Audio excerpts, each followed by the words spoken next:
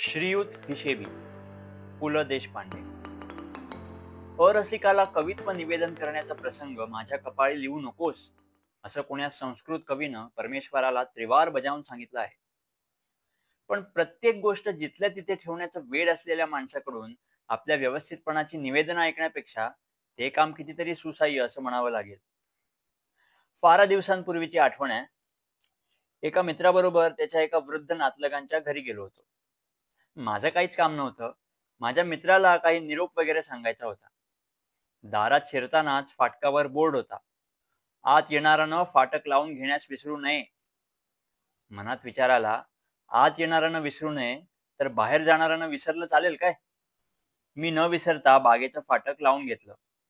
तर आतल्या बाजूनं बोर्ड होता, बाहेर जाणाऱ्यानं फाटक लावून घेण्यास विसरू नये. मनुष्य स्वभावाचा काय सूक्ष्म अभ्यास आहे, मी मनात म्हणालो. दाराशी आलो. वर्दी देण्याच्या घंटीखालीच एक चिठ्ठी चिटकवलेली होती. घंटी एकदाच वाजवावी. माझ्या मित्रानं घंटी एकदाच वाजवली. काही वेळानं एका नोकरानं दार उघडलं. मी पायपुसण्यावर येथे प्रथम उजवा व नंतर डावा पाय पुसावा अशी कुठं पाटी आहे का हे पाहून घेतलं. वास्तविक पाय पुसून जाण्याची मला मुळीच सवय नाही. परंतु मला कुठेही टापटिपीचा वास आला की मी आपला त्या घरात शिरताना पाय पुसण्याला पाय पुसून टाकतो. त्या बंगल्यात शिरतानाच या बेहद्द व्यवस्थितपणाचा मला चांगलाच अंदाज आला होता. कारण बागेतल्या प्रत्येक कोपऱ्यात फुलांना हात लावू नये ही पाटी होती. मालकांच्या नावाची पितळी पाटी चकचकीत पुसली होती आणि आहेत नाहीत पैकी आहेत हे ठळक दिसत होतं. त्या अक्षरांवरचं ढापण अर्धवट सरकलेल्या अवस्थेत नव्हतं. फाटकापासून बंगल्यात शिरेपर्यंत 3 ठिकाणी येथे घाण करू नये या पाट्या होत्या. त्यानंतर मी त्या दिवाणखान्यात शिरता शिरता आणखी काही अंदाज केले. उदाहरणार्थ, दिवाणखान्यातल्या पुस्तकांच्या कपाटावर ही पुस्तके वाचावयास मागू नये ही पाटी आहे की नाही हे पाहिलं. ती होती. दाराखिडक्यांना डास शिरू नयेत म्हणून जाळ्या मारलेल्या होत्या. भिंतीवरच्या फोटोवर ते केव्हा व कुठे काढले गेले यांच्या तारखा होत्या आणि वर्तमानपत्रावर मालकाचं नाव लिहून ठिकठिकाणी तांबड्या पेन्सिलीनं खुणा केल्या होत्या. वास्तविक या गोष्टीचा मला आधी अंदाज आला असता तर मी त्या दिशेला फिरकलोही नसतो. पण बाहेर मित्र भेटला. त्याला चहा प्यायला चलण्याचा आग्रह केला आणि त्यानं जरा या म्हाताऱ्याला एक निरोप सांगून लगेच सटकू असं म्हटलं, म्हणून त्याच्याबरोबर त्या बेतशुद्ध बंगल्यात शिरलो. मालक येईपर्यंत मी त्याच्या चेहऱ्याचा अंदाज करत बसलो. बहुधा असली माणसं काटकोळी असतात. गाल खप्पड हवेतच, त्याशिवाय स्वभावाच्या खडूसपणाला धार येत नाही. कपाळ हे आठ्यांसाठी घडवलेलं इंद्रिय आहे हा तसल्या मंडळींचा ठाम विश्वास असतो. हसणं ही क्रिया या जगात घडावीच का याची तिथे विवंचना असते.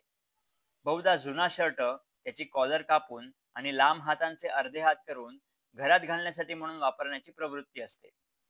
वयपरत्वे यात फरक पडतो, परंतु 60च्या पुढला प्रकार असला आणि विधुरावस्था असली तर पायात खडावा घालण्याची विशेष प्रवृत्ती असते. मी अशा प्रकारच्या मनुष्य विशेषाची कुंडली मनाशी मांडत असताना दारात काहीतरी खुडबुडलं आणि एक 60च्या घरातले वृद्ध गृहस्थ आत आले. माझ्या मित्रानं तोंडातून 3-4 शब्द सांगण्याचा एक दुबळा प्रयत्न केला. कुणीही यायला माझी हरकत नाही, पण आधी कळवलेलं असावं. मी एकच कप चहा करायला सांगितलाय. छे छे, आपण चहाची तकलीफ कशाला घेतली? नाहीतरी मी चहा घेत नाही. मी उगीचच प्रकरण सावरून घेतलं. प्रश्न तुमच्या चहाचा नाही. यानं माझी 4 वाजताची अपॉइंटमेंट घेतली होती. तसा तो 5 मिनिटं उशिरा आला आणि बरोबर मला न सांगता तुम्हाला घेऊन आला. आपलं काय बोलणं व्हायचं असेल ते होऊ दे ना. मी बाहेर जातो. प्रश्न तुमच्या बाहेर जाण्याचा नाही. प्रश्न मी चहा पिण्याचाही नव्हता. बाहेर जाण्याचाही नव्हता. कसलाच नव्हता. प्रश्न होता एकच, म्हणजे आपण अत्यंत हिशेबी आहोत, व्यवस्थित आहोत. त्या हिशेबीपणापुढं, व्यवस्थितपणापुढं जगातल्या कुठल्याही गोष्टीची मला पर्वा नाही, हे ठसवण्याचा. पुढली 15-20 मिनिटं ही माझ्या आयुष्यातली एखाद्याचा गळा दाबून तिथल्या तिथं मुर्दा पाडून टाकण्याची अनिवार्य इच्छा, दाबून टाकण्याच्या प्रयत्नांची शिकस्त करण्यात गेली. तो म्हातारा, माझं असं आहे, मी म्हणजे असा, मी एकदा असं म्हटलं की असं झालंच पाहिजे, मी करत नुसता छळत होता. मला गैरहिशेबी कारभार अजिबात आवडत नाही. तुम्ही मला विचारा, की 1923 साली मी 11 वाजता काय करत होतो? मी 2 मिनिटांच्या आत सांगू शकतो. तिथं या माणसाची पाठ कशी सळगता येईल, याचा विचार होता माझ्या मनात. मी तो एका केविलवाण्या स्मिताखाली दडपून गप्प बसलो. "गप्प बसू नका, विचारा." तो कडाडला. हो, हो." मी आपलं काहीतरी बोलायचं म्हणून बोललो. "हो, हो नकोय मला. मला प्रश्न हवाय." मी नाईलाजानं त्याला तो प्रश्न विचारला. म्हातारा एकदम एका कपाटापाशी गेला. त्यातून त्यानं एक डायरी काढली. टेबलावर ओला स्पंज होता. त्यानं डायरीची पानं उलटली आणि वाचून दाखवलं. हां, 11 जून 1923 आदल्या दिवशी म्हणजे 10 तारखेला विट्याहून आष्ट्याला बदली झाल्याचा हुकूम आला होता. सब रजिस्ट्रार होतो आम्ही तेव्हा. 11 वाजता बैलगाडीवाल्यापाशी विट्याहून आष्ट्याला सामान नेण्याचे दर ठरवत होतो. काय? मी मनात म्हणत होतो, त्या बैलगाडीला ह्यालाच जोडण्याची परमेश्वरानं योजना केली असती तर काय बिघडलं असतं? बऱ्याच लोकांची हिशेबीपणा म्हणजे पैशाचा हिशेबीपणा अशी कल्पना असते. पैशाचा हिशेबीपणा हा हिशेबी स्वभावातला एक अत्यंत गौण तपशील आहे. चिक्कू स्वभावाच्या माणसाची चेष्टा तरी करता येते. ही माणसं आपला हिशेबीपणा लपवण्याची पराकाष्ठा करतात.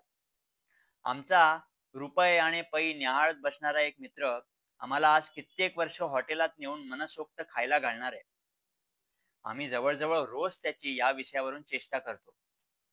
पण ज्या दिवशी तो आम्हाला ही पार्टी देईल, त्याच दिवशी आमचा आनंद नष्ट होणार आहे. आम्हाला त्याचा चिक्कूपणा उघड करण्यात जो आनंद आहे, तो त्याला पैसे खर्च करायला लावण्यात नाही. आमचा चिक्कू मित्र पैशात हिशेबी, पण गाण्याच्या बैठकीला गेला तर पहाटे 6 पर्यंत हलणार नाही. रात्री अपरात्री भटकायला हजर. त्याच्या बंगल्यात फाटकच नाही. हिशेबी म्हणून ज्याला मी म्हणतो, तो हा नमुना नव्हे. त्या हिशेबी लोकांचा खाक्याच निराळा. पुस्तक विकत घेतल्यावर त्याला कव्हर घालून, विकत घेतल्याची तारीख लिहून, पुस्तकं मागू नयेत च्या कपाटात ठेवणारी ही माणसं. आपल्या वाण्याची, दूधवाल्याची, घरवाल्याची बिलं बरोबर 1 तारखेला पोचतात, या अहंकारात असणारी ही माणसं. सकाळी 5 वाजता उठून रात्री 9च्या ठोक्याला झोपणारी ही माणसं आणि ज्यांच्या बोलण्यात सदैव पोवाडेवाल्यांच्या जिजीर जिजीर जीजी सारखी मी मीची झील धरलेली असते, असली ही हिशेबी माणसं. जे घड्याळाचे गुलाम आहेत, ज्यांच्या जेवणाशी भुकेचा संबंध नसतो आणि पिण्याशी तहानेचा संबंध नसतो. जे सकाळी 10 ही जेवणाची वेळ समजतात आणि कुठल्याशा आहारशास्त्राच्या चोपड्याच्या आधारानं जे नाकातून पाणी पितात. ज्यांच्या बगीच्यातल्या फुलांनी कुटुंबातल्या लेकीसुनांच्या वेण्या सजत नाहीत. जे गुलाबाचा गुलकंद करतात, दारीचा मोगरा माळ्याला विकतात, ते हे महाभाग. नियमितपणा म्हणजेच सर्व काही असं समजतात आणि प्रत्येक गोष्टीची आपल्या डायरीत नोंद करतात. त्यांनी लाथेनं बिछाना उलगडून त्याच्यावर अंग टाकण्याची मजा अनुभवलेलीच नाही. पहाटे फिरायला जाऊन उशेची स्वप्न न्याहाळली नाहीत. जे नदीच्या घाटावर पोहायला गेले, परंतु पाण्यात घागर बुडवून कसल्या तरी गोड विचारात भरल्या घागरीचा भार विसरलेल्या जलवाहिनीच्या दर्शनानं क्षणभर घाटावर रेंगाळले नाही, ते हे लोक. कारण त्यांनी 8 ते 8:15 नदीवर स्नान हा फक्त हिशेब मांडलेला आहे. ही माणसं नियमितपणानं सर्व काही करतात. गाण्याला जातात, बहुधा संध्याकाळी गाणं असलं तर, आणि घरी आल्यावर वहीत मांडून ठेवतात. आज भीमपलास, पुरिया आणि यमन ऐकला. गवयाचं नाव अमुक अमुक. गायनाचं स्थळ अमुक अमुक. झोपण्यापूर्वी 30 मिनिटं वाचनही करतात आणि साहित्याच्या आनंदात डुंबण्याऐवजी वहीत लिहितात, आजचं वाचन पानं 50. असली माणसं आपल्या पत्नीशी प्रेमालाप कसा करत असतील, हे जाणून घेण्याची मला उगीच उत्कंठा आहे. बहुधा ते लोक बायकोला सांगत असतील, आजची वांग्याची भाजी तू 6 जूनला केलेल्या भाजीहून अर्धा चमचा मिठानं अळणी झाली होती. कोशिंबीर चांगली होती. त्यात दह्याचं प्रमाण उत्तम होतं. आज संध्याकाळी तुम्ही नेसलं होतं ते 9 एप्रिलला घेतलेलं पातळ तुम्हाला आता नेसला आहात त्या पातळाहून अधिक बरं दिसतं.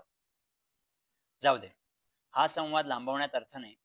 कारण रसिकतेची कमाल मर्यादा गाठणं हे एक वेळ शक्य आहे, परंतु हिशेबीपणाचा ताळा लावणं अत्यंत अवघड.